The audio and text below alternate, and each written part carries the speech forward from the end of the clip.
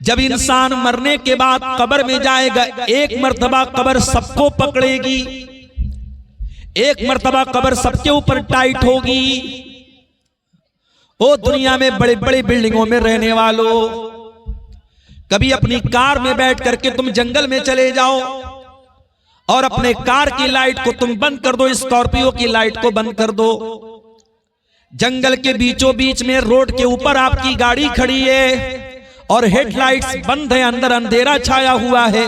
थोड़ी देर के लिए तसव्वुर करो मेरे प्यारे भाइयों, कार तो फिर भी चौड़ी होती है, कब्र तो उस कार से भी ज्यादा तंग होगी। और अल्लाह के नबी फरमाते हैं इन्ना लिल कब्रि ज़ग़ततन, कब्र तो सबको पकड़ेगी, सबको दबोचेगी, कब्र सबको दबोचेगी। अज़ाबे कब्र सबको नहीं होगा, मगर कब्र सबके ऊपर टाइट होगी, मेरे ऊपर भी होगी, आपके ऊपर भी होगी। अल्लाह के नबी के एक सहाबी थे, नाम था साद इब्ने मुआज रजी अल्लाह ताला अन्हु, बड़े नेक सहाबी थे, बहुत ऊंचा उनका मकाम था, मर्तबा था, इंतकाल हो गया उनका। भारी भरकम बदन था, जनाजा जब उठाया जाने लगा तो जनाजा बड़ा हल्का था।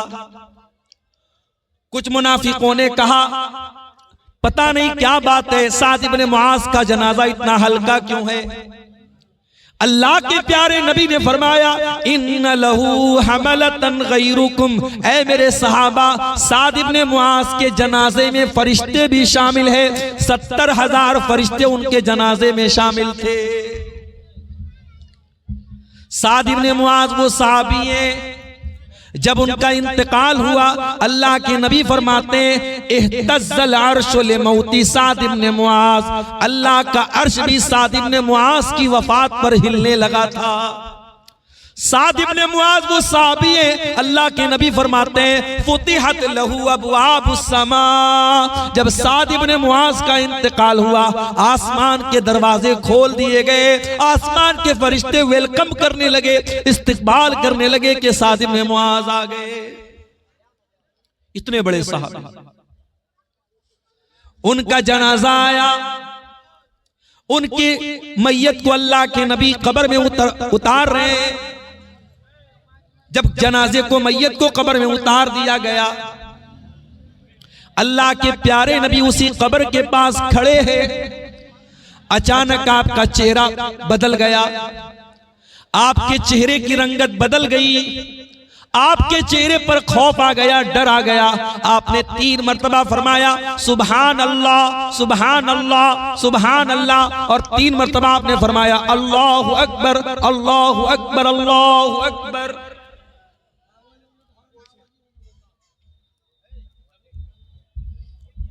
सहाबे किराम ने अपने नबी को सुभान अल्लाह पढ़ते हुए देखा, 3 मर्तबा सहाबा ने भी सुभान अल्लाह का, 3 मर्तबा सहाबा ने भी अल्लाहु अकबर का। उसके बाद सहाबा ने पूछा अल्लाह के नबी क्या बात है, आप तस्बीह क्यों पढ़ रहे हैं, आप तकबीर क्यों पढ़ रहे हैं? आपने फरमाया तज़ायक़ला साहिबिकुम अल कब्र, ऐ मेरे सहाबा, साद इब्ने मुआज की मैयत को जब कब्र में उतारा गया, उनकी कब्र उनके ऊपर टाइट हो गई, उनकी कब्र उनके ऊपर तंग हो गई। मैंने अल्लाह से दुआ की, अल्लाह ने उनकी कब्र को कुशादा कर दिया। और ऐ मेरे सहाबा, इन्ना लिल कब्रि ज़ग़ततन, कब्र सबको पकड़ेगी, कब्र सबको दबोचेगी। लौ नजा मिन्हु आदुन, अगर कोई कब्र के पकड़ने से अगर बच जाता, लनजा साद इब्ने मुआज, तो साद इब्ने मुआज बच जाते।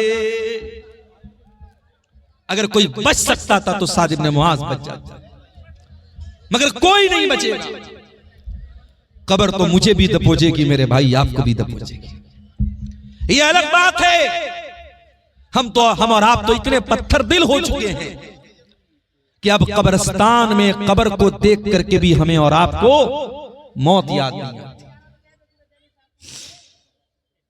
कब्रिस्तान में खड़े होकर के हंसी मजाक करने वालों, कब्रिस्तान में अपने मोबाइल पर अपनी महबूबाओं से बात करने वाले बदमाश नौजवानों, कब्रिस्तान की बेहुरमती करके उसके ऊपर जुआ खेलने वाले सख्त दिल लोगों, ये कब्रिस्तान वो जगह है जिसके बारे में शायर कहता है, जगह जी लगाने की दुनिया नहीं है, ये इबरत की जा है तमाशा नहीं है।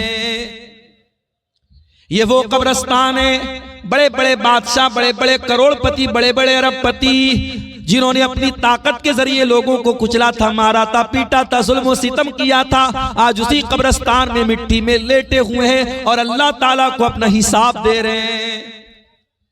यही वो कब्रिस्तान है, यही वो कब्र है अल्लाह के नबी के दामाद, और ऐसे दामाद जिनके निकाह में नबी की दो दो बेटियां आई थी। उस्मान गनी जो रुकैया के भी शौहर थे और जो उम्मे कुलसूम के भी शौहर थे, जो नबी के दोहरे दामाद थे, एक के बाद एक नबी ने दो बेटियां उनको दी थी।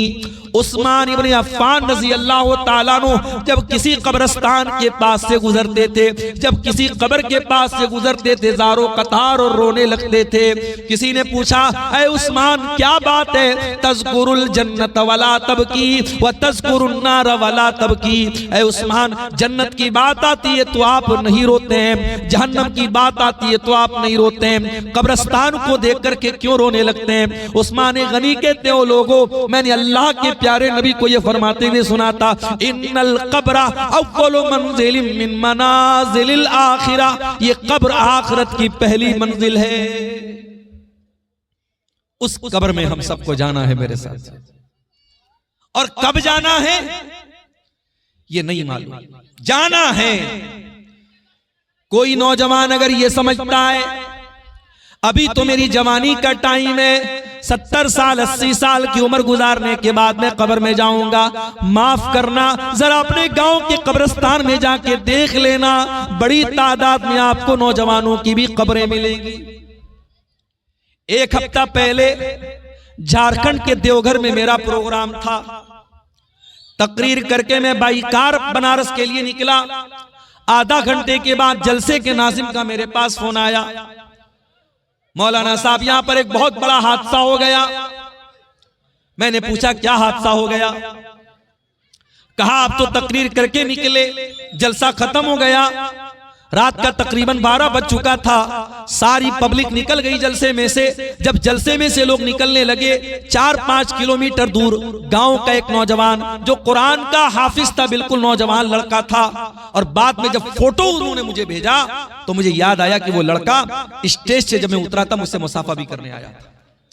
वो लड़का बाइक से निकला है जलसे से, प्रोग्राम से, बिल्कुल 20-22 साल का लड़का, 2 छोटे छोटे बच्चों का बाप था। जब वो जलसे से निकला है और बाइक लेकर के जब वो आगे मेन रोड पर पहुंचा है, उसका गांव मेन रोड से राइट साइड में था, उसने इंडिकेटर दिए बगैर, उसने सोचा रात का टाइम है और जल्दीबाजी में उसने बगैर इंडिकेटर के गाड़ी को घुमाया है। पीछे से पिकअप वाले ने ऐसी टक्कर मारी है, ऑन द स्पॉट वो लड़का इंतकाल कर जाता है। ऑन द स्पॉट वो लड़का अल्लाह को प्यारा हो जाता है। मेरे प्यारे साथियों, उस नौजवान हाफिज कुरान ने जिसका नाम शफीउल्लाह था, उस 2 बच्चों के बाप ने क्या ये सोचा था जलसे से मैं नहीं आऊंगा, मेरी कटी फटी लाश आएगी? क्या उसकी बीवी ने ये सोचा था कि मेरा शौहर तकरीर सुनने के बाद जब घर में आएगा तो जिंदा नहीं आएगा, उसका जनाजा आएगा? मेरे प्यारे साथ, क्या भाई क्या तमाशा है, क्या पीछे कौन शोर मचा रहा है? देखो देखो बाजा बजा, एक से एक जाहिल लोग।